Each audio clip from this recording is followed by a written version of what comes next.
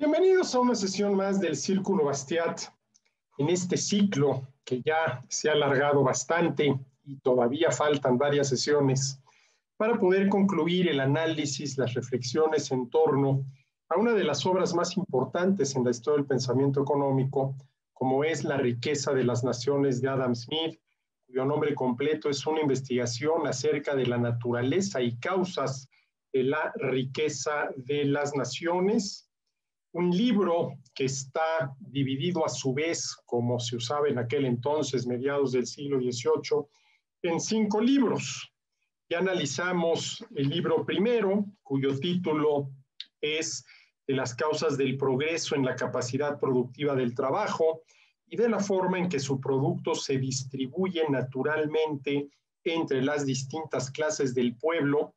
Primer libro de La riqueza de las naciones, donde encontramos un concepto que a mí me parece que a lo largo de la historia del pensamiento económico se ha malinterpretado y que ha dado pie a muchos errores, a muchas concepciones teóricas equivocadas, y por lo tanto a la práctica de políticas económicas poco eficaces para resolver el problema que supuestamente se pretendía resolver.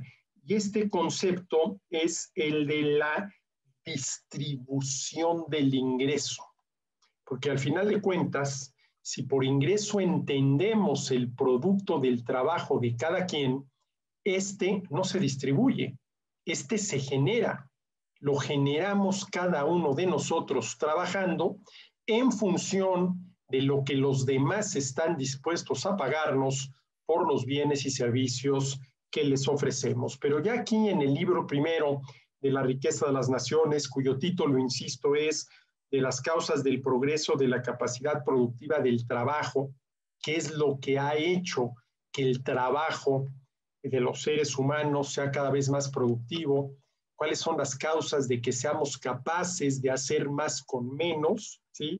Y de la forma en que su producto se distribuye. Y ahí está precisamente esta idea, la idea de la distribución del producto del trabajo que no es otra cosa más que el ingreso, y de la forma en que su producto, es decir, el ingreso, se distribuye naturalmente entre las distintas clases del pueblo. El libro 2, ¿sí? Un libro muy interesante por el tema que toca, que es el tema del capital, ¿sí? Lleva por título De la naturaleza, acumulación y empleo del capital, entendiendo por capital todo aquello que los seres humanos utilizamos para producir los bienes y servicios con los cuales satisfacemos nuestras necesidades,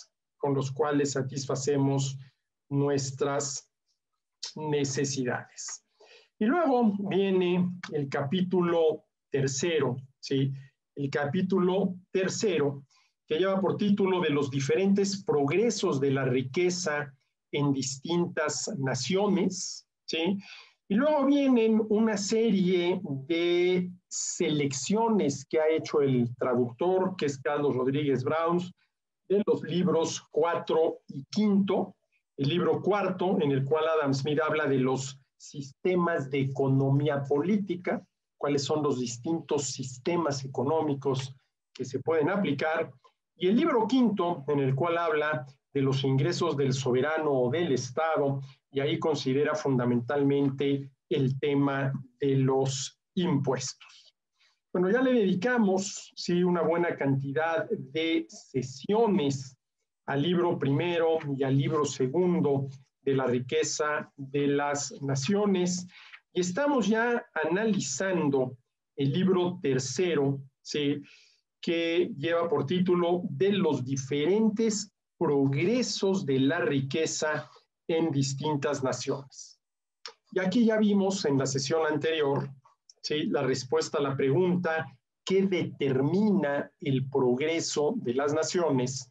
Entendiendo por progreso la capacidad para producir más, ahí está la dimensión cuantitativa del progreso económico, y mejores, ahí está la dimensión cualitativa del progreso económico, bienes y servicios para un mayor número de gente, y ahí estaríamos considerando la dimensión social, ¿sí? La dimensión social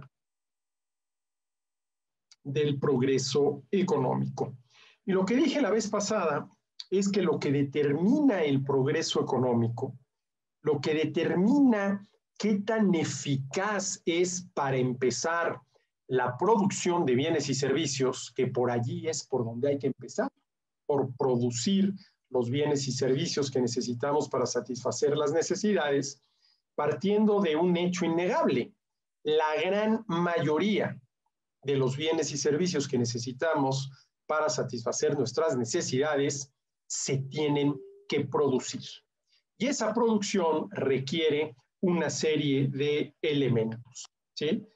¿Cuáles son los elementos que determinan el progreso económico? Bueno, en primer lugar, y aquí nada más estoy repitiendo lo que dije en la sesión anterior para partir de ahí, lo primero que determina el progreso económico, o si quieren ustedes, esta capacidad que tenemos los seres humanos para producir más y mejores bienes y servicios para un mayor número de gente, es la cantidad y calidad de los bienes, del capital con el que disponemos, entendiendo por capital todo aquello que se requiere para poder producir. En ese sentido, están los recursos naturales, a los cuales podríamos calificar como capital natural. Están también muy importantes los conocimientos, habilidades y actitudes que tenemos los seres humanos para poder producir bienes y servicios, lo que se conoce como capital humano.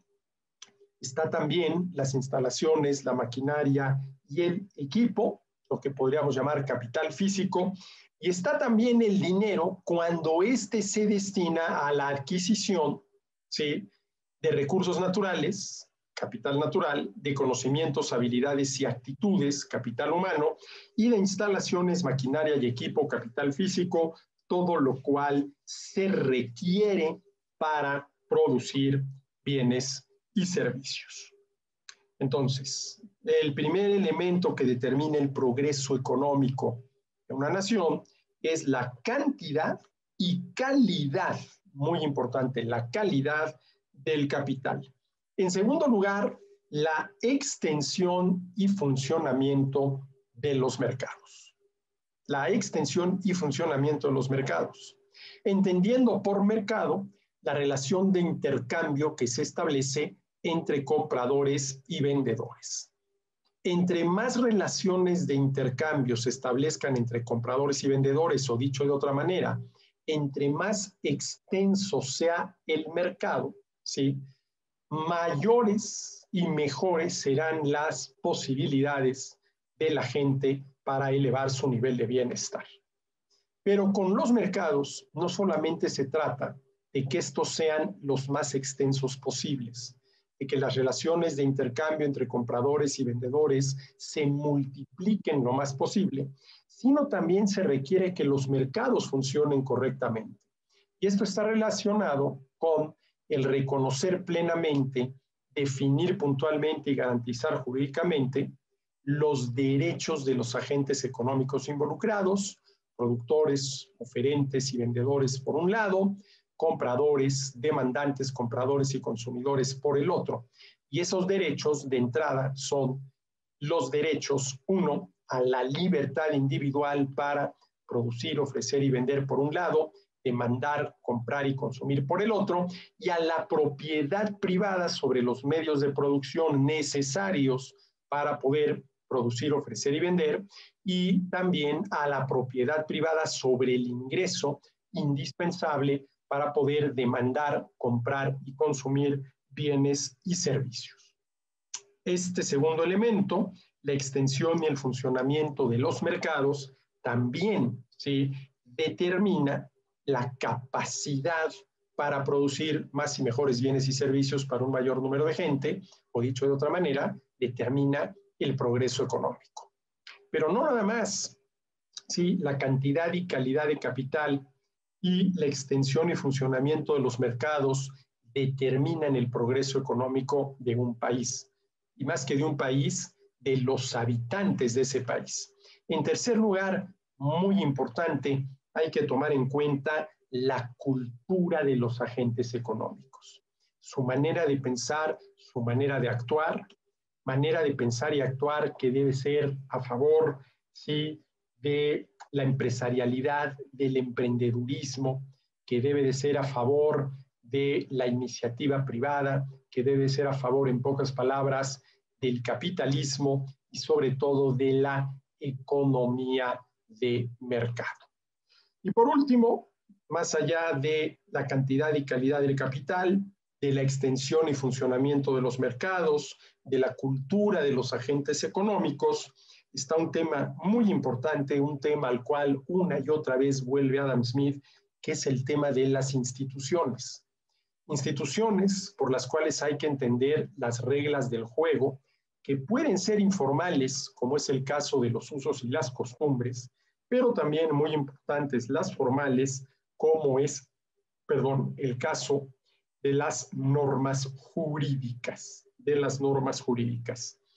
Y son estas instituciones, sobre todo las normas jurídicas, las que determinan el tipo de sistema económico que se tiene en función de cuál es la postura frente a los derechos de los agentes económicos, que son fundamentalmente el derecho a la libertad individual y el derecho a la propiedad privada. Bueno, todo esto es lo que determina el progreso, ¿sí?, de los países, el progreso de los países. Y lo menciono porque este libro tercero de La riqueza de las naciones lleva por título de los diferentes progresos de la riqueza en distintas naciones. ¿Cuál es la pregunta que Smith está tratando de responder? ¿Por qué, sí, el progreso, el grado de progreso, el avance hacia el progreso, hacia mayores niveles de bienestar, no ha sido el mismo en todos los países?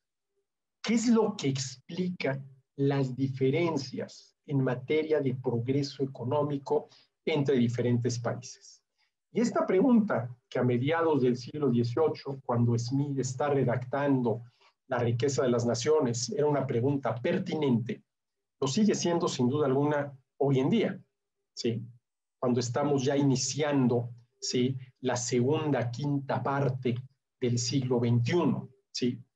¿Qué es lo que explica el diferente grado de progreso, ¿sí?, el diferente grado de bienestar, ¿sí?, de las personas en los distintos países? ¿Por qué la humanidad en su conjunto no ha logrado avanzar, ¿sí?, al mismo paso, ¿sí?, hacia el progreso económico? Y esta es una pregunta interesante.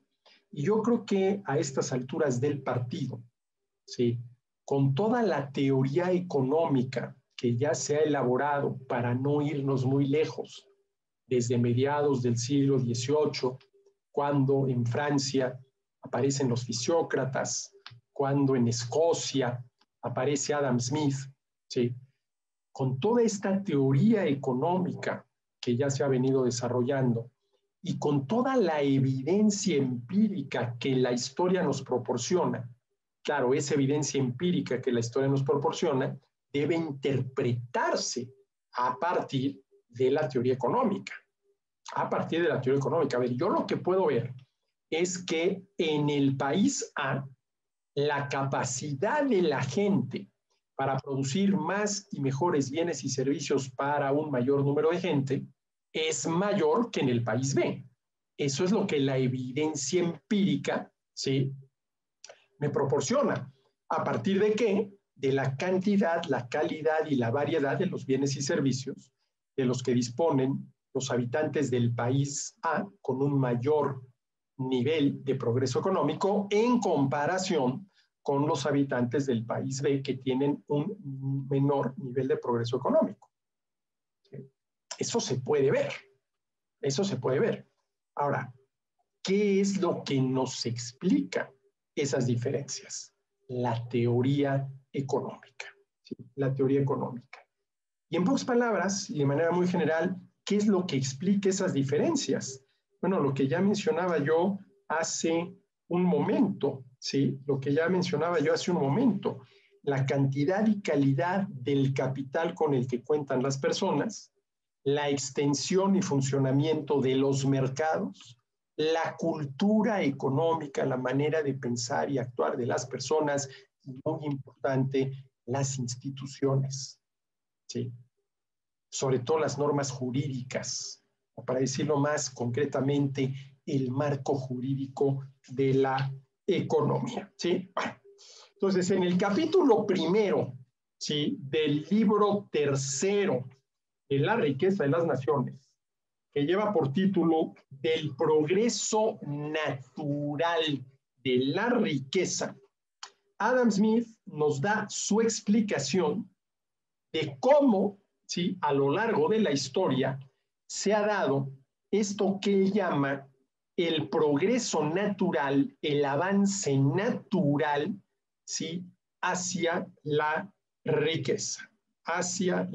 riqueza, ¿sí? Y como lo vimos hace 8 días, comienza analizando el comercio, que para él es el comercio por excelencia, que se da entre las personas que habitan en el campo, llamémosles los campesinos, y las personas que habitan en las ciudades, llamémosle los citadinos. A este comercio que se da entre campesinos y citadinos, Smith lo llama el comercio por excelencia.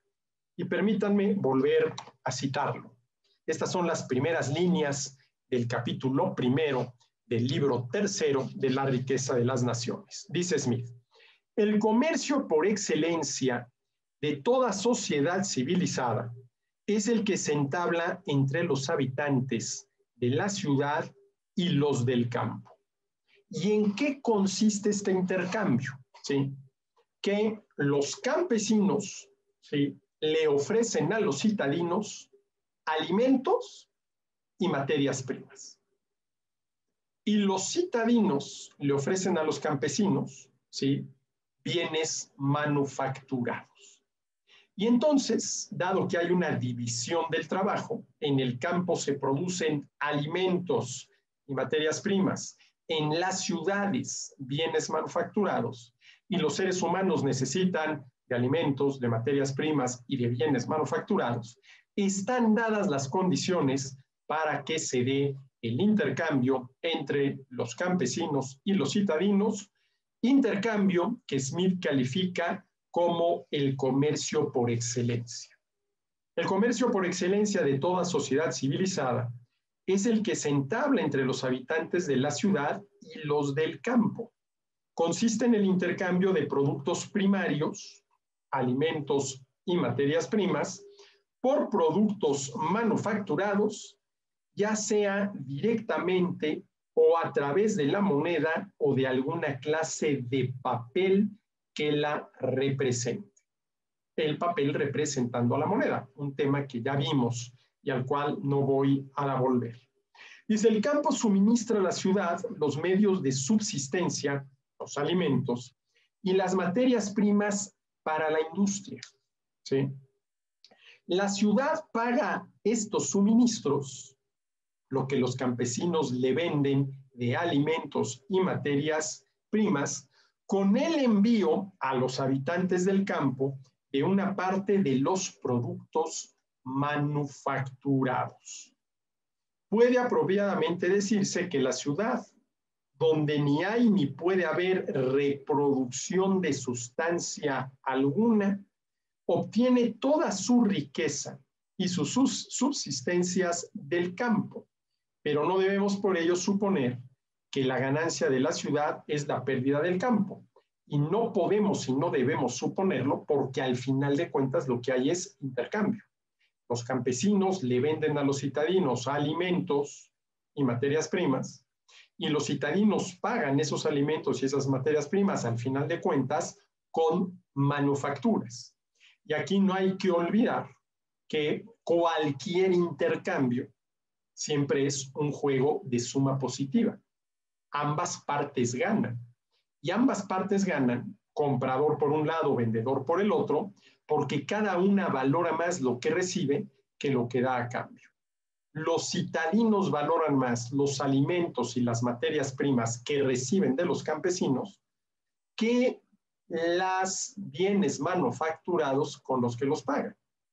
Y los campesinos valoran más los bienes manufacturados que reciben a cambio de los alimentos y materias primas que les venden a los citadinos que esos alimentos y esas materias primas. Las ganancias de ambos, dice Smith, son mutuas y son recíprocas. Son mutuas y son recíprocas. Bueno, más o menos por aquí nos quedamos en la última sesión, ¿sí? Luego dice Smith, a ver, una pregunta que Smith no la hace abiertamente, pero es la que está tratando de responder. ¿Por qué los campesinos producen alimentos y materias primas? ¿Y por qué los citadinos producen manufacturas? Para los cuales de entrada necesitan las materias primas. Porque la manufactura siempre es un bien, ¿sí?, que se originó con alguna materia prima, ¿sí?, que fue transformada en algún bien por el trabajo. Vuelvo al ejemplo de la sesión pasada del árbol transformado en una mesa, ¿sí?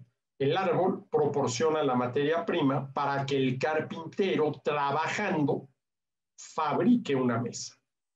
El árbol es materia prima, la mesa, es un bien manufacturado. Pero la pregunta que se está haciendo Smith es, a ver, ¿por qué en el campo los campesinos no producen alimentos, materias primas y manufacturas? ¿Y por qué los citadinos en la ciudad no producen alimentos, materias primas y manufacturas? ¿Por qué los campesinos no buscan, sin salir de su mundo, la autarquía, el producir todos los bienes que necesitan? ¿Y por qué los citadinos no pretenden en su mundo, sin salir de la ciudad, lo mismo, la autarquía, producir todos los bienes que necesitan? ¿Por qué hay esta división del trabajo? ¿Por qué los campesinos se dedican a producir alimentos y materias primas? ¿Y por qué los citadinos se dedican a producir, ¿sí?, manufacturas? Bueno, a ver, la respuesta muy general es porque les conviene. Porque gracias a la división del trabajo, a que los campesinos se dedican a producir alimentos y materias primas y los citadinos a producir manufacturas, entre todos son capaces de producir más alimentos, más materias primas y más manufacturas que si cada uno, los campesinos por su lado y los citadinos por el otro, pretendieran producirlo todo por su cuenta, ¿sí? A ver, llevado este argumento al extremo, ¿sí?, para entenderlo mejor, ¿qué pasaría si cada uno de nosotros, de manera autárquica, pretendiera producir todos los bienes y servicios que necesitamos para satisfacer nuestras necesidades? A ver, ¿ustedes creen que yo sería capaz, yo solo, de producir nada más lo que están ustedes viendo ahorita a mi alrededor? Los libros que tengo acá atrás, ¿sí?, este sillón en el cual estoy sentado, el escritorio sobre el cual tengo la computadora a través de la cual les estoy hablando, esta lámpara que ven ustedes detrás de mí, esta laptop que tengo aquí cargándose, ese reloj, los numeritos verdes que ven ustedes atrás, y no digamos lo que traigo puesto, desde los zapatos hasta los anteojos. Yo sería capaz de producir por mí mismo de manera totalmente autárquica, aislada de todos los demás, todo esto? No, pues claro que no. Claro que no. Entonces, ¿por qué participo de la división del trabajo? Porque me conviene. ¿Sí? Porque gracias a la división del trabajo puedo disponer de una mayor cantidad, con muchísima mejor calidad y una enorme variedad de bienes y servicios que necesito. ¿Sí? Gracias a la división del trabajo. Y esta es precisamente la razón por la cual, ¿sí?, la gente que vive en el campo se dedica a producir alimentos y materias primas, que es lo que se produce en el campo, ¿sí?, trabajando más directamente con la tierra, con la naturaleza. Mientras que en la ciudad, ¿sí?, esas materias primas provenientes del campo, en los talleres, en las fábricas, que se encuentran sobre todo en aquel entonces, mitad del siglo XVIII, en las ciudades, y se transforman en bienes, y se transforman en bienes. Y esto es a lo que se refiere Smith cuando dice, y cito, dice, los habitantes del campo compran en la ciudad una cantidad mayor de bienes manufacturados con el producto de una cantidad mucho menor de su propio trabajo que la que necesitarían si intentaran fabricarlos ellos mismos. ¿Qué es lo que está diciendo Smith? A los campesinos les sale más barato comprar manufacturas en la ciudad y pagarlas con alimentos y materias primas que producirlos ellos directamente en el campo. Eso es lo que está diciendo Smith. Dice, los habitantes del campo compran en la ciudad una cantidad mayor de bienes manufacturados, ¿sí?, con el producto de una cantidad mucho menor de su propio trabajo que la que necesitarían si intentaran fabricarlos ellos mismos. Voy a poner mi ejemplo. A ver, a mí me sale muchísimo más barato comprar estos armazones y estos cristales que fabricarlos yo directamente. Y esa es la razón por la cual, ¿sí?, voy a la óptica y compro los armazones y los cristales con la graduación que necesito. Y exactamente lo mismo con todo lo que ven ustedes aquí a mi alrededor. ¿Sí? Con todo lo que ven ustedes a mi alrededor. Sigue Smith, la ciudad aporta un mercado para el producto excedente del campo. A ver, todos los alimentos que los campesinos no se puedan comer y todas las materias primas que directamente no puedan utilizar, ¿sí?, las acaban ofreciendo en la ciudad, donde no se producen y por lo tanto donde van a ser demandados, ¿sí? La ciudad aporta un mercado para el producto excedente del campo o lo que supera a la manutención de los cultivadores, y los habitantes del campo lo intercambian allí por alguna otra cosa que necesitan, Cuando mayor es el número y el ingreso de los habitantes de la ciudad, la extensión de los mercados de la que hablaba yo hace rato, más amplio, más extenso, es el mercado que proporciona a los del campo.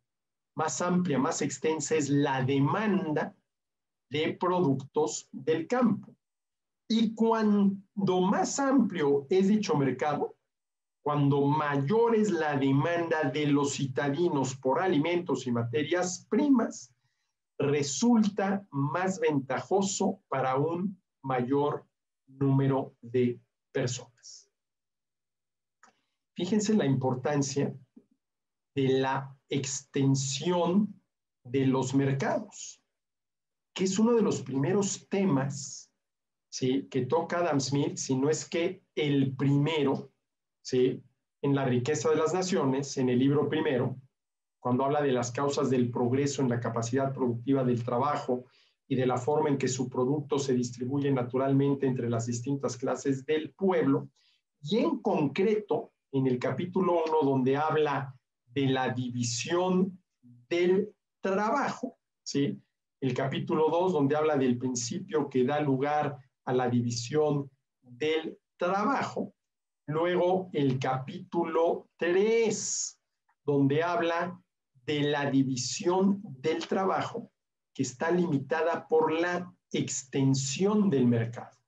Es decir, ya en el capítulo 3 del libro primero de La riqueza de las naciones, Adam Smith habla de la importancia que tiene la extensión del mercado. ¿Qué podríamos entender de entrada por extensión de mercado? La cantidad de intercambios que se relacionan, que se dan, tienen lugar entre compradores y vendedores. Evidentemente que entre mayor sea la cantidad de intercambios que se realizan entre compradores y vendedores, desde el momento en el cual el bienestar depende de la cantidad, calidad y variedad de los bienes y servicios de los que dispone uno, la mayoría de los cuales hay que comprar, ¿sí? Entonces, entre mayor sea la cantidad de intercambios entre compradores y vendedores, entre mayor sea la extensión del mercado, ¿sí?, mayor bienestar para todas las partes involucradas, ¿no? Bueno, continúo. Dice Smith, el cereal cultivado a 1 milla de la ciudad se vende al mismo precio que el que procede de una distancia de 20 millas. Pero el precio de este último debe generalmente pagar no solo el coste de cultivarlo y traerlo al mercado, sino también proporcionar al granjero el beneficio corriente. Bueno, a ver, en estos 1, 2, 3, 4, 5, 6, 7 renglones, ¿sí?, encontramos fundamentalmente, ¿sí?, 2 ideas centrales en el mundo de la economía. A ver, vuelvo. El cereal cultivado a 1 milla de la ciudad, relativamente cerca de la ciudad donde se va a ofrecer a la venta, se vende al mismo precio que el que procede de una distancia de 20 millas. Oye, pero ¿por qué? Si evidentemente el costo de transformar el cereal a lo largo de 1 milla es menor que el costo de transportarlo a lo largo de 10 millas. ¿Por qué se acaba vendiendo al mismo precio? ¿No debería el cereal que se produjo a 20 millas de distancia de la ciudad y cuyo costo de transporte es mayor venderse a un mayor precio que el cereal que se produjo a 1 milla de distancia y cuyo costo de transporte es por lo tanto mucho menor? Hombre, no podría pensar que así debería de ser. Pero a ver, tratándose del mismo tipo de cereal, cuando llega al lugar donde se le va a ofrecer a los consumidores, pues no hay manera de diferenciarlo. Es exactamente el mismo tipo de cereal. Razón por la cual tiene que ofrecerse exactamente al mismo precio. A ver, para poner un ejemplo moderno, imagínense ustedes que entran a la típica tienda de nuestras ciudades, van a donde están los refrigeradores, ¿sí?, y se paran frente a las latas de Coca-Cola. ¿Por qué todas las latas de Coca-Cola, sobre todo si es la misma cantidad y el mismo tipo de Coca-Cola, se ofrecen al mismo precio? Tal vez una se produjo, ¿sí?, a la vuelta de la esquina. Tal vez otra tuvo que recorrer una distancia de 500 kilómetros antes de llegar a la tienda. ¿Por qué las dos latas se están ofreciendo al mismo precio? Porque si es el mismo producto, no hay manera de ofrecerlo a un precio distinto. Hombre, claro, se puede ofrecer a un precio distinto. ¿Sí? Vamos a suponer que yo ofrezco la lata que se produjo a la vuelta de la esquina de la tienda a 10 pesos. ¿Sí? Y la que tuvo que recorrer una distancia de 500 kilómetros desde la embotelladora hasta la tienda, la ofrezco a 100 pesos. ¿Qué es lo que va a pasar? Que primero se va a acabar, ley de la demanda, ¿sí? Las latas que se están ofreciendo a 10 pesos y luego las latas que se están ofreciendo a 100. ¿Hasta qué punto se puede discriminar? A ver, eso es lo que está diciendo Smith aquí, que no se, bueno, sí se puede, porque claro que el oferente puede hacer esto, pero no se debe. Dice, el cereal cultivado a 1 milla de la ciudad se vende, o por lo menos se ofrece, habrá que ver si se vende, pero en fin, se ofrece al mismo precio que el que procede de una distancia de 20 millas, siempre y cuando el cereal sea el mismo, de la misma calidad. ¿Y esto qué quiere decir? Bueno, esto quiere decir algo que luego David Ricardo, cuando nos presenta su teoría de la renta de la tierra, va a analizar con detalle. A ver, el precio tiene que ser suficiente para que el oferente recupere su costo de producción. Y si no, el oferente, los oferentes. ¿Quiénes podrían ser los oferentes? El productor, el transportista y el vendedor, que probablemente son agentes económicos distintos. Uno es el productor, otro es el transportista, el que lleva el producto desde el lugar donde se produjo hasta el lugar donde se le va a ofrecer a los consumidores.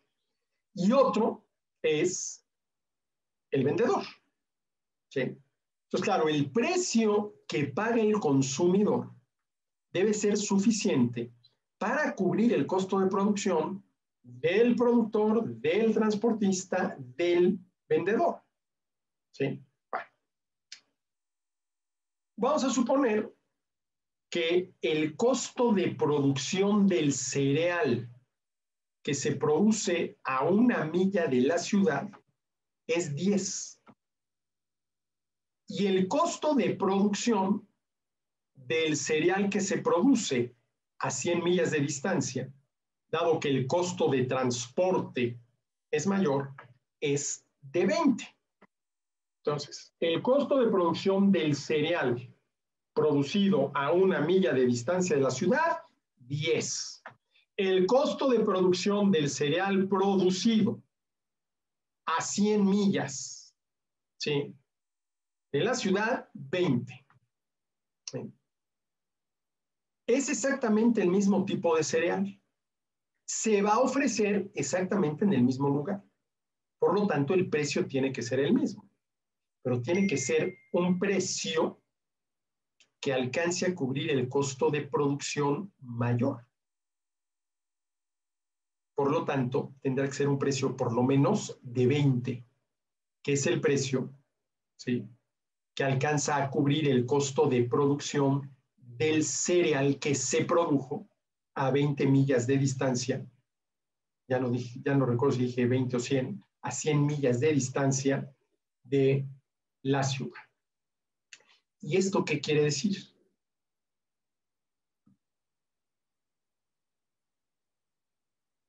Que el precio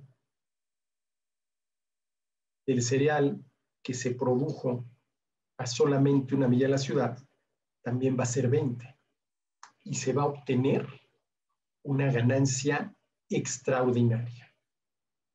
algo similar a lo que David Ricardo llamó la renta de la tierra. Y ya tendremos que dedicarle un ciclo del Círculo Bastiat a analizar a David Ricardo, un economista muy interesante, sobre todo porque tuvo grandes aciertos, ¿sí? Pero también cometió graves errores. Creo que vale la pena, ¿sí?, señalar cuáles son esos errores que cometió David Ricardo y cuáles fueron los grandes aciertos, comenzando por el principio de las ventajas, ¿sí?, comparativas, que para mí es uno de los principios, porque no es una teoría, es un principio más importantes en el ámbito de la ciencia económica. Pero bueno, ya llegaremos un día a analizar los principios de economía política y tributación de David Ricardo, pero ahorita todavía seguimos y seguiremos, ¿sí?, durante algunas sesiones más con Adam Smith, ¿sí? Bueno, esta es la primera idea, más que idea, hecho, que encontramos en esta afirmación de Smith, cuando dice que el cereal cultivado a 1 milla de la ciudad se vende al mismo precio que el que procede de una distancia de 20 millas. ¿Sí? Y ese precio tiene que ser suficiente para cubrir el costo de producción mayor del cereal producido a 20 millas. Costo de producción mayor, puesto que este cereal se tiene que transportar a lo largo de 20 millas y ese costo es mayor que el cereal que solamente tuvo que transportarse a lo largo de 1 milla. ¿Sí? Y dice, pero el precio de este último, ¿sí?, del cereal producido a 20 millas de distancia de la ciudad, debe generalmente pagar no solo el costo de cultivarlo y traerlo al mercado, es decir, el costo del productor y el costo del transportista, sino también proporcionar al granjero el beneficio corriente, es decir, la ganancia normal. Y aquí está el segundo concepto importante que encuentro yo en estos renglones de Adam Smith: beneficio corriente, lo que yo llamo la ganancia normal. A ver, los empresarios hacen lo que hacen por la ganancia que pretenden obtener. La ganancia es la remuneración propia del empresario. Así como el trabajador hace lo que hace por el salario que se le paga, el empresario hace lo que hace, ¿sí?, por la utilidad, la ganancia, el beneficio que pretende obtener. ¿Sí? Y de entrada hay lo que yo llamo una ganancia normal, que es esa cantidad por debajo de la cual esa persona que está actuando como empresario no está dispuesta a seguir haciendo. Y eso es lo que yo llamo la ganancia normal, que forma parte del costo de producción. A ver, el costo de producción está compuesto, ¿sí?, de lo que se le tiene que pagar a todo aquel que aporta factores de la producción a la producción de algún bien o servicio. Va de nuevo. El costo de producción de cualquier bien o servicio está compuesto o es la suma de lo que se le tiene que pagar a todos aquellos que aportan factores de la producción a la producción de bienes y servicios. Y déjenme volver a poner, porque seguramente ya lo hice en alguna otra sesión, el ejemplo que nos aclara esto, ¿sí?, de buena manera. Vamos a suponer que yo me dedico a producir, ofrecer y vender tortas.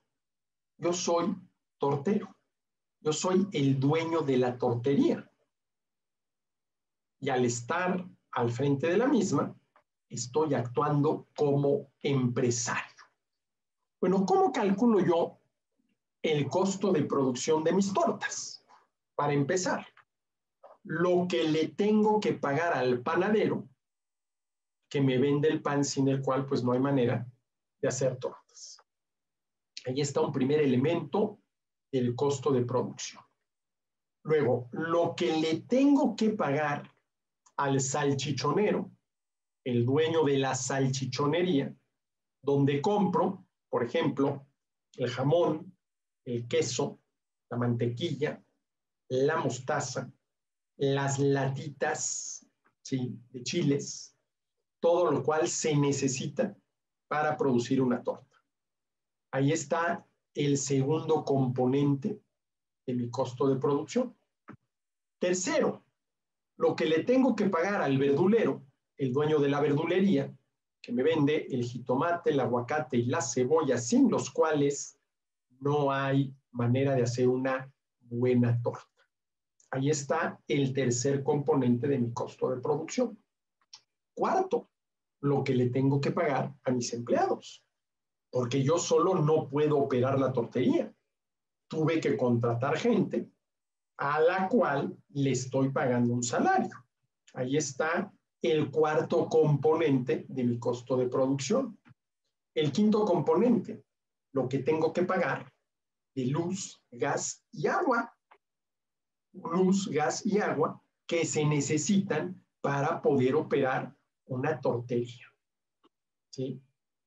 Siguiente componente, suponiendo que sea el caso. La renta que le tengo que pagar a doña Luchita, que es la dueña del local donde yo tengo mi tortería. Ahí hay otro componente de mi costo de producción. Muy importante, los impuestos. Ahí hay otro componente del costo de producción. ¿Y yo? A ver, mis empleados hacen lo que hacen por el salario que les pago. El panadero hace lo que hace, venderme el pan, por lo que le pago.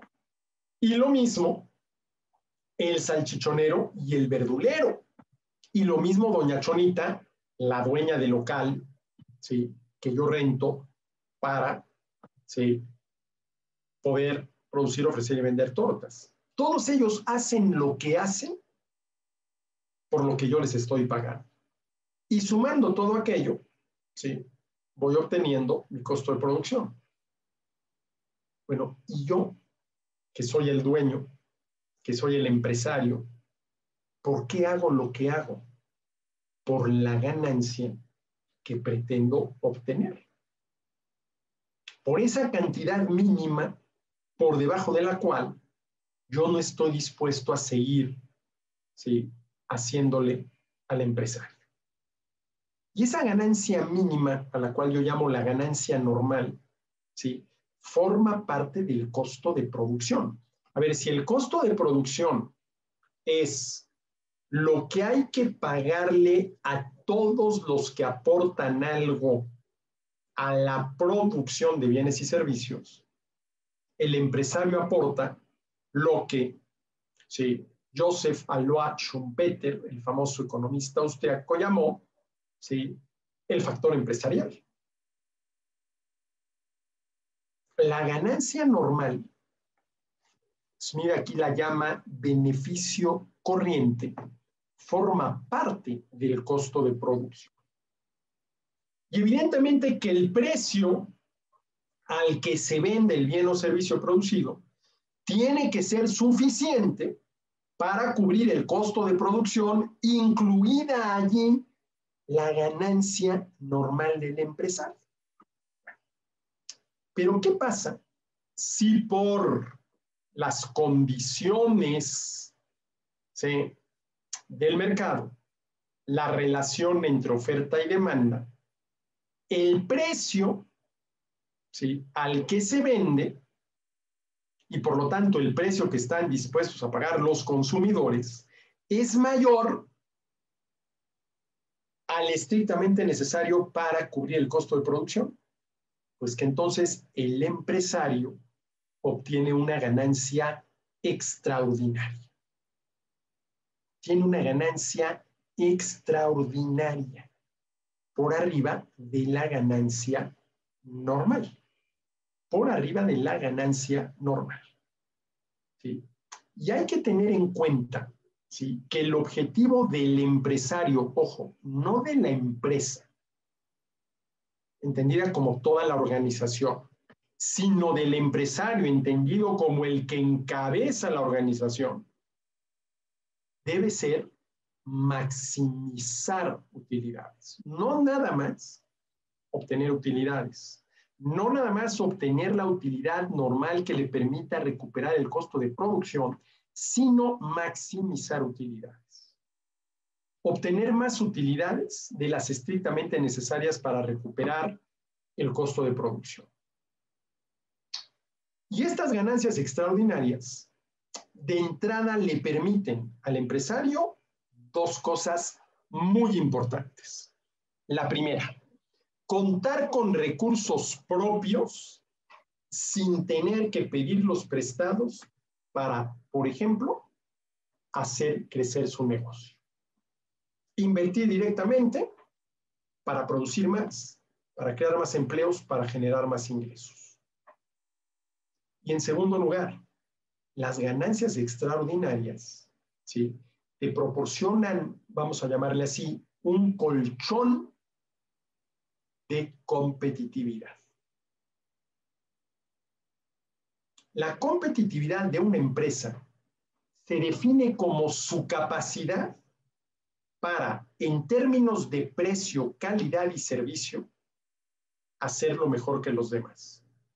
¿Y quiénes son los demás? Los competidores. Si yo soy capaz de ofrecer lo que produzco a menor precio que mis competidores, de entrada estoy siendo más competitivo que mis competidores. ¿Sí? Vamos a suponer, ¿sí?, que el costo de producción por unidad es de 10 pesos. El precio mínimo al cual me conviene vender para no incurrir en pérdidas es 10 pesos. Ese es el costo de producción. Ahí está incluida la ganancia normal. ¿Sí? Si de pronto aparece un competidor nuevo que está ofreciendo su producto a 9 pesos, está haciendo la competencia. Si yo bajo mi precio de 10 a 9, ya estoy incurriendo en pérdidas. Probablemente yo ya esté sacrificando parte de mi ganancia normal. Pero ¿qué pasa si mi costo de producción es 10 y estoy vendiendo a 15 pesos? Porque los consumidores están dispuestos a pagar ese precio por lo que les estoy ofreciendo. Bueno, lo que sucede es que estoy obteniendo una ganancia extraordinaria de 5 pesos que me da un colchón de competitividad de 5 pesos. Porque si aparece un competidor, yo puedo bajar mi precio de 15, por ejemplo, a 13, sigo obteniendo una ganancia extraordinaria de 3, pero me volví más competitivo. Esta es la importancia que no tanto para la empresa entendida como toda la organización, pero sí para el empresario, tienen las ganancias extraordinarias. En un momento dado, cuentas con recursos propios para invertirlos directamente y una de dos: o mejorar tu negocio o hacer crecer tu negocio. Y la otra, tienes un colchón para, suponiendo que aparezca competencia y que te empieza a quitar clientes, poder bajar el precio tener todavía ganancias extraordinarias y volverte más competitivo. Por eso, el objetivo del empresario es maximizar utilidades. Y aquí habría que distinguir entre el objetivo del empresario y el objetivo de la empresa.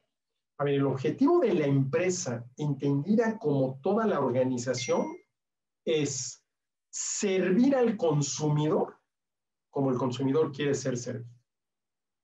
Ese debe ser el objetivo de la empresa, entendida como toda la organización.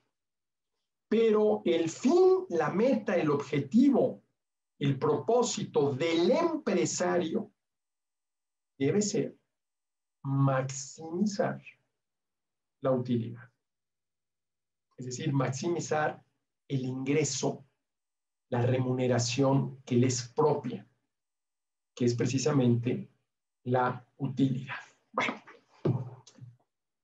el cereal cultivado a 1 milla de la ciudad se vende al mismo precio que el que procede de una distancia de 20 millas.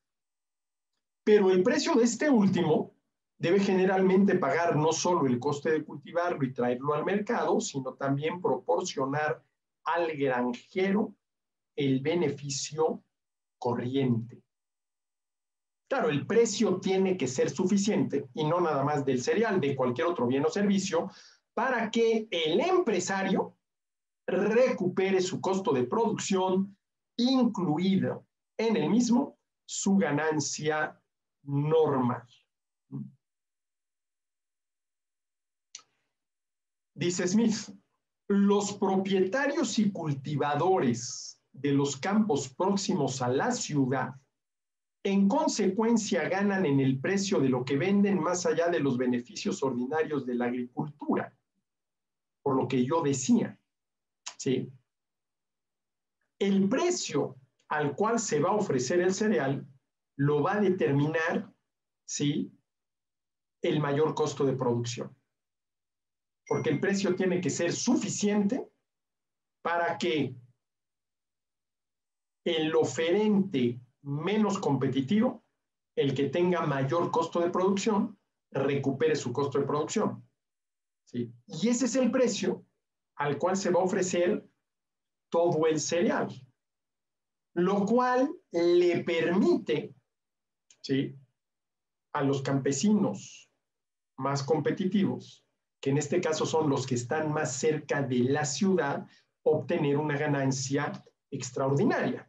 Eso es lo que dice Smith cuando dice los propietarios y cultivadores de los campos próximos a la ciudad, ¿sí?, cuyo coste de transporte es menor al de los propietarios y cultivadores de los campos alejados de la ciudad, ganan en el precio de lo que venden más allá de los beneficios ordinarios de la agricultura. Todo el valor del transporte de la producción similar que proviene de lugares distantes, y además se ahorran el valor de este transporte en el precio de lo que compran. ¿Sí? Si se compra el cultivo de las tierras cercanas a cualquier ciudad grande con el de las tierras más apartadas, se comprende fácilmente en qué medida resulta el campo beneficiado por el comercio con la ciudad. Aunque se han lanzado ideas absurdas a propósito de la balanza comercial, jamás se ha pretendido que el campo pierde por su comercio con la ciudad o la ciudad con su comercio por el campo. ¿Sí? A ver, ¿recuerdan ustedes que en la sesión pasada yo les comenté que tengo por hábito, primero que nada, resaltar con amarillo lo que considero más importante de lo que estoy leyendo y luego inclusive subrayar con rojo o con verde lo que considero todavía más importante? Y me llama mucho la atención que de este primer capítulo, ¿sí?, del libro tercero de La riqueza de las naciones, cuyo título es Del progreso natural de la riqueza, y que abarca de la página 483 a la 489, son prácticamente 6 páginas, es un capítulo muy cortito, pues prácticamente tengo subrayado, resaltado con amarillo, prácticamente todo, lo cual quiere decir que por lo menos para mí, en esta lectura que hice, ¿sí?, para preparar esta sesión del Círculo Bastiat, pues este capítulo resulta muy importante y esa es la razón por la cual me estoy deteniendo y lo estoy analizando de la manera más detallada posible, ¿sí? Vuelvo a repetir lo que dice Smith para explicarlo con más detalle. Dice: los propietarios y cultivadores de los campos próximos a la ciudad, cuyo coste de transporte es menor al coste de transporte de los propietarios y cultivadores de los campos alejados de la ciudad, en consecuencia, ganan en el precio de lo que venden más allá de los beneficios ordinarios de la agricultura. Es decir, pueden vender a un precio mayor del que les permitiría únicamente recuperar sus costos de producción y obtener la ganancia normal, razón por la cual están obteniendo una ganancia extraordinaria. Me costó producir 10, estoy vendiendo a 20, estoy obteniendo una ganancia extraordinaria de 10. ¿Sí? Los propietarios y cultivadores de los campos próximos a la ciudad, en consecuencia, ganan en el precio de lo que venden, más allá de los beneficios ordinarios de la agricultura, más allá de la ganancia normal. Todo el valor del transporte de la producción similar que proviene de lugares distantes. Y además se ahorran el valor de este transporte en el precio de lo que compran. A ver, hay que detenernos en esto. ¿Qué es lo que está diciendo Smith? El campesino que produce cerca de la ciudad, a 1 milla de la ciudad, se ahorra el costo de transporte que sí tiene que pagar el campesino que produce a 20 millas de la ciudad. Pero como cuando el cereal llega a la ciudad se ofrece al mismo precio, porque es el mismo tipo de cereal, y ese precio tiene que ser suficiente para que el campesino cuyo costo de transporte es mayor lo recupere, ¿sí? El campesino que produce cerca de la ciudad obtiene como ganancia extraordinaria el equivalente al costo del transporte del campesino que produce más lejos. Esa es su ganancia extraordinaria. Y ahí está la primera ventaja, vamos a decirlo así, de producir cerca de la ciudad. Bueno, y a esto habría que agregarle otro elemento, ¿sí?, que sí trae a colación David Ricardo cuando presenta su teoría de la renta de la tierra. Ricardo dice que, por lógica, primero se ponen en cultivo las tierras de mayor fertilidad, que por lo tanto tienen un costo de producción menor, pero que conforme va creciendo la población y va aumentando la demanda de alimentos, hay que poner en cultivo tierras de menor fertilidad que están más lejos de la ciudad que las tierras de mayor fertilidad. ¿Qué es lo que está suponiendo Ricardo, no?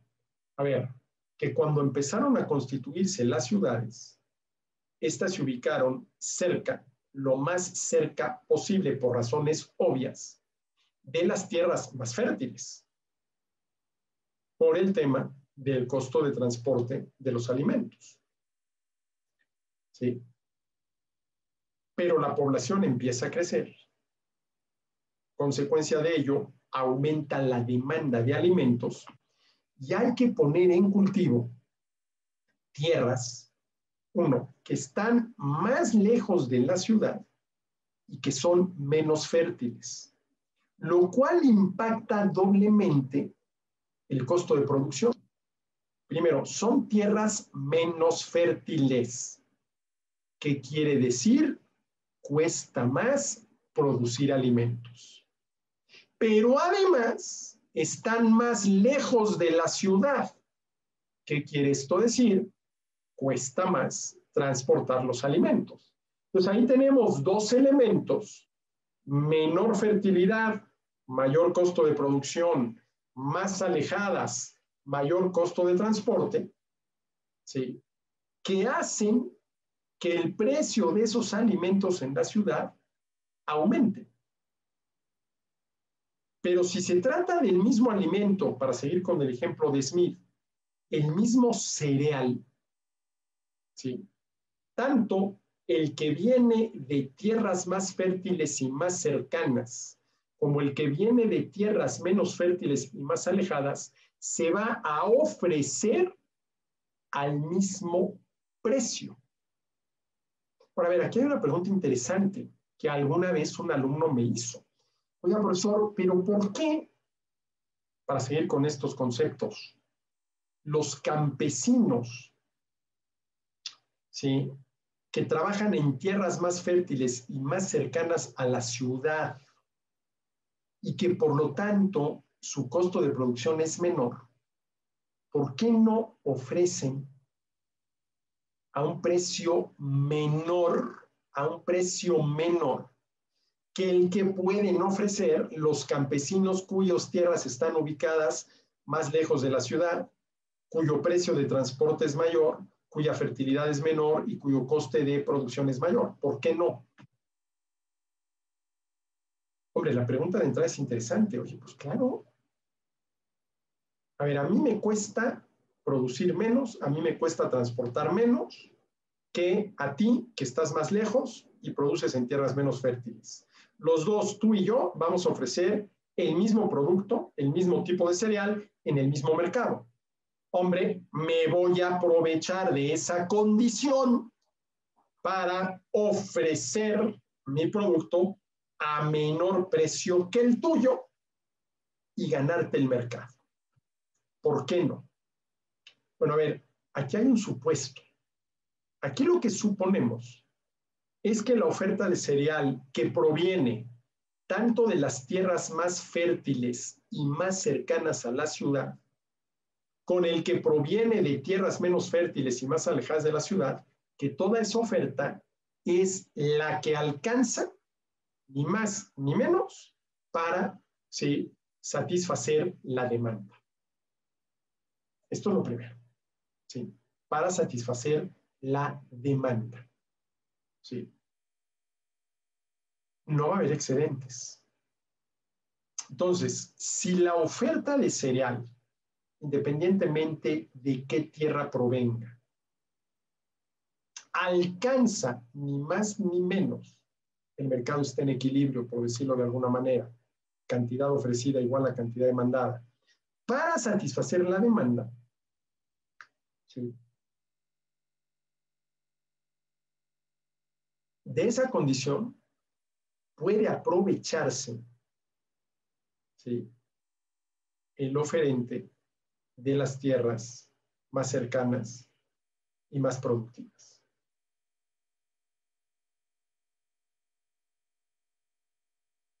Porque sabe que si ofrece a un precio mayor con relación a su costo de producción, va a haber demanda. Porque el supuesto es que la oferta proveniente de todas las tierras va a ser ni más ni menos la que satisface la demanda.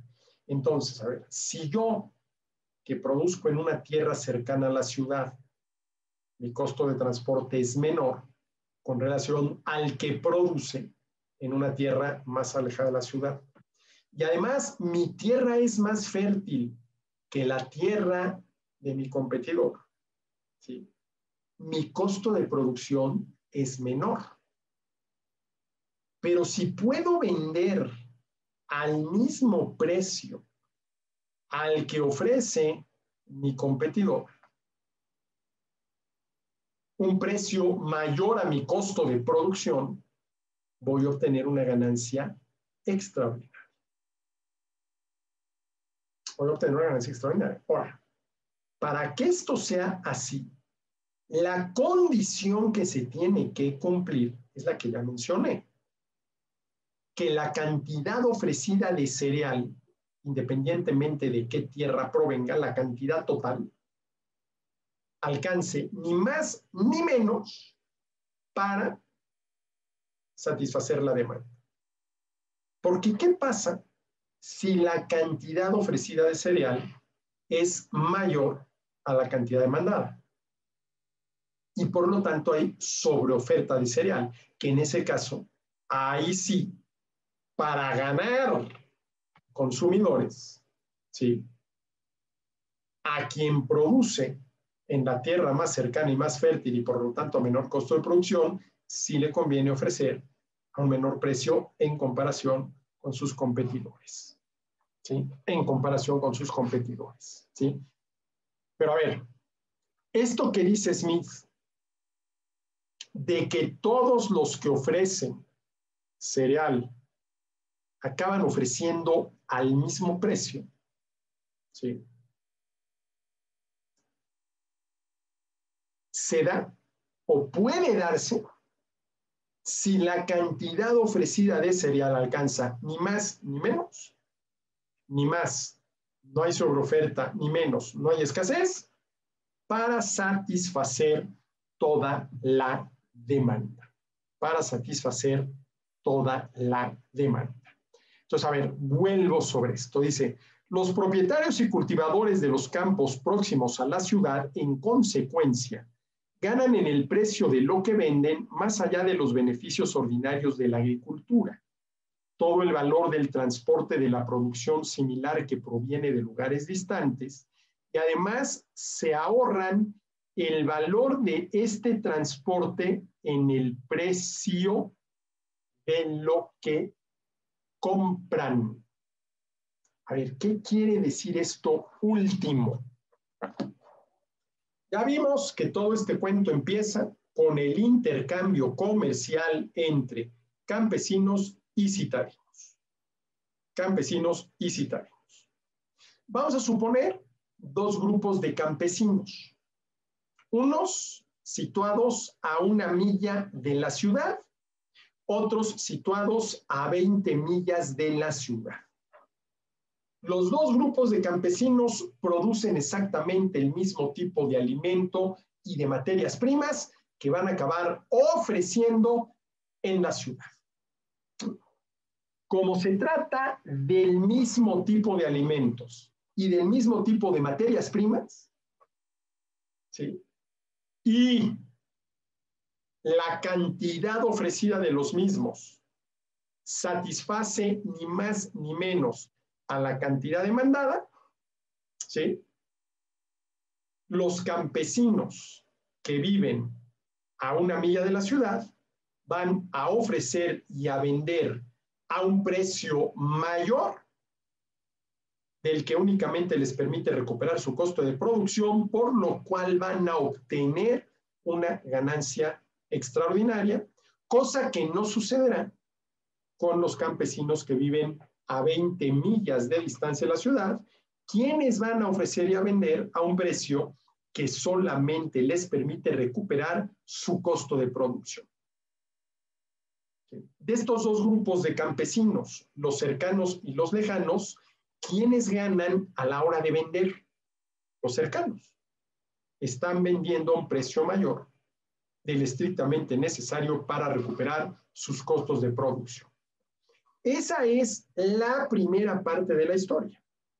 La segunda parte de la historia tiene que ver con la compra de bienes manufacturados que realizan los campesinos, ¿sí?, a los citadinos.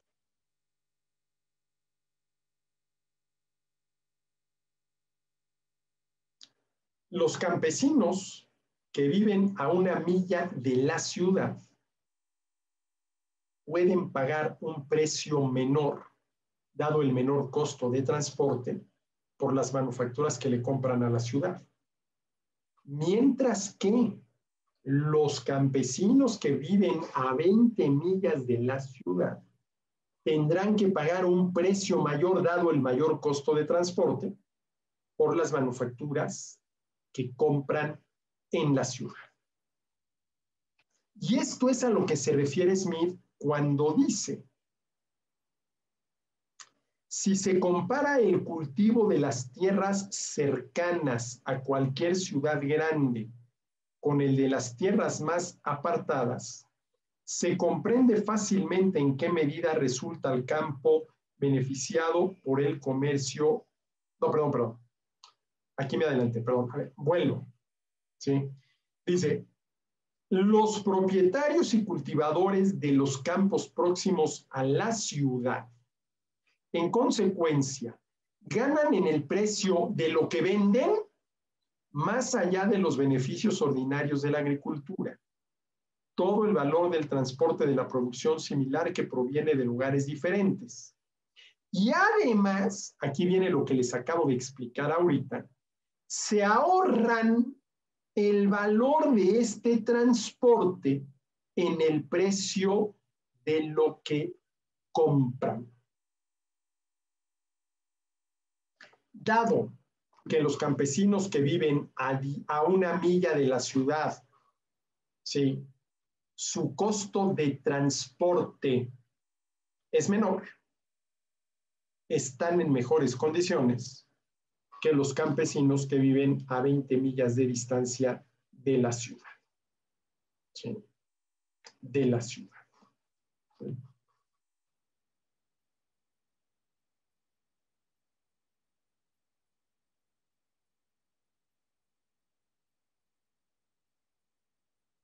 Dice: si se compara el cultivo de las tierras cercanas a cualquier ciudad grande con el de las tierras más apartadas, se comprende fácilmente en qué medida resulta el campo beneficiado por el comercio con la ciudad.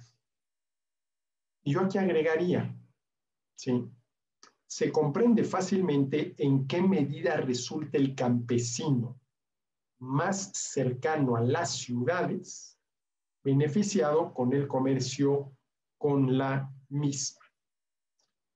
Por haber, ojo, independientemente de qué tan cerca o lejos estén los campesinos de la ciudad, independientemente de cuál sea la productividad de unas tierras y otras, independientemente, ¿sí?, de cuál sea el costo de transporte de unas tierras y de otras hacia la ciudad, ¿sí?, independientemente de todo eso, si al final de cuentas se establecen relaciones comerciales entre los campesinos, ya sea de los que están cerca de la ciudad, ya sea los que están lejos de la ciudad, con los citadinos, es porque todas las partes involucradas salen ganando.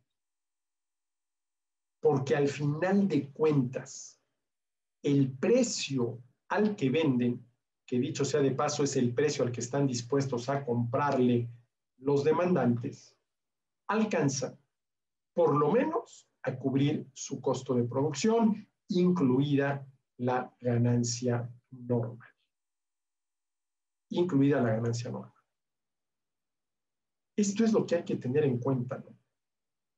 Ahora, claro, a ver, que cualquier demandante de cualquier bien o servicio tiene el interés de comprar al menor precio posible, pues, como de la misma manera, cualquier oferente de cualquier bien o servicio tiene el interés de vender al mayor precio posible. Allá hay intereses encontrados. ¿Sí? Pero cualquier demandante sensato sabe que si quiere seguir disponiendo de esos bienes y servicios, tiene que estar dispuesto a pagarle al oferente un precio que permita recuperar el costo de producción de todos los involucrados: el productor, el transportista, el vendedor. A ver, si yo quiero seguir teniendo desde armazones hasta cristales, tengo que estar dispuesto a pagarle a quien produce, transporta y vende desde los armazones hasta los cristales un precio que les permita recuperar su costo de producción. ¿Qué se requiere para que ese precio sea el menor precio posible, para decirlo en términos de Smith, para que el precio de mercado se acerque lo más posible a lo que Smith llamó el precio natural, que no es otra cosa más que el costo de producción? ¿Sí? Que entre productores, transportistas y vendedores haya la mayor competencia posible. Esa es la medida correcta para que los bienes y servicios se ofrezcan al menor precio posible. Y de la misma manera, el oferente sabe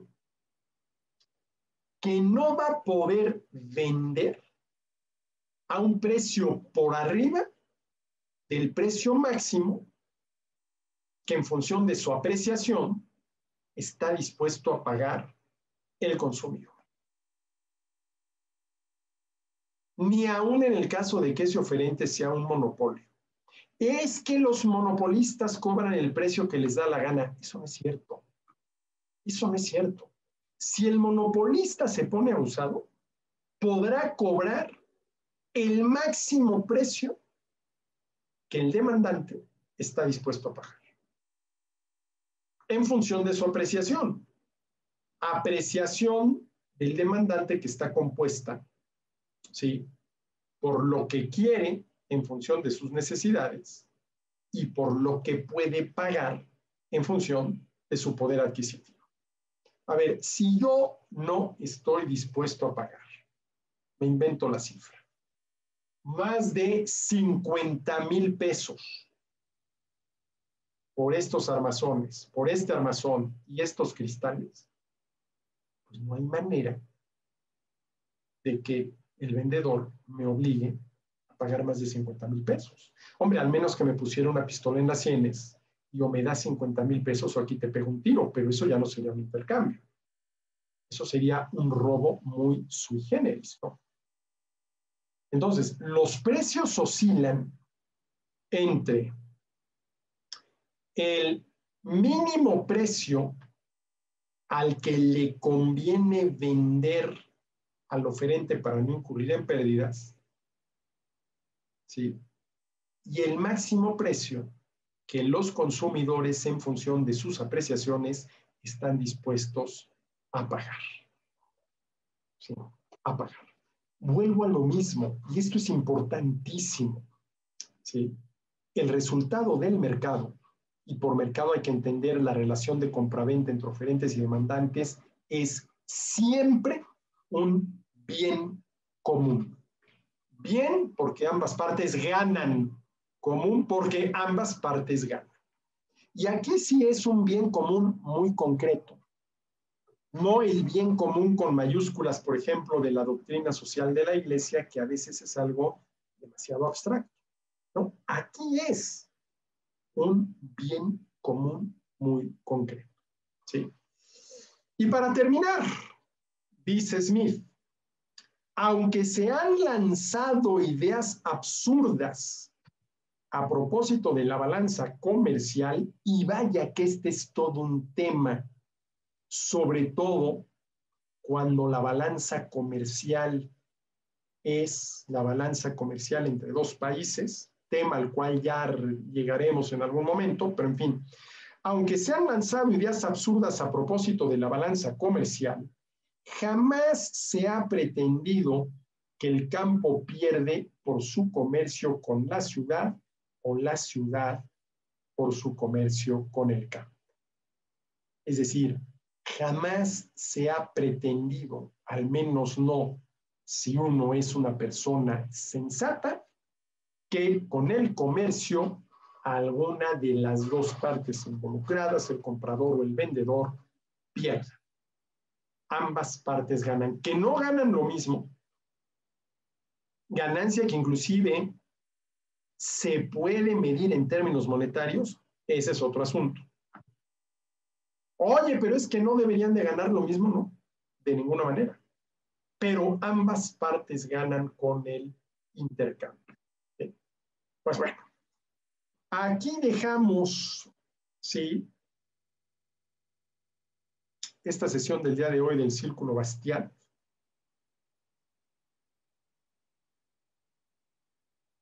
Y nada más cito lo siguiente, que será con lo que iniciemos la próxima sesión. Dice Smith, así como es natural que la subsistencia preceda a la comodidad y al lujo, el trabajo que produce la primera precede al que suministra los segundos. Es decir, primero satisfacer las necesidades básicas, que son aquellas que de quedar insatisfechas atentan en contra de la salud, de la vida y de la dignidad de la persona, y solamente luego, ¿sí?, satisfacer gustos, necesidades, ¿sí?, deseos y caprichos. Bueno, por lo pronto, muchísimas gracias por su atención a esta sesión del Círculo Bastiat y aquí nos vemos en la siguiente. Muchísimas gracias.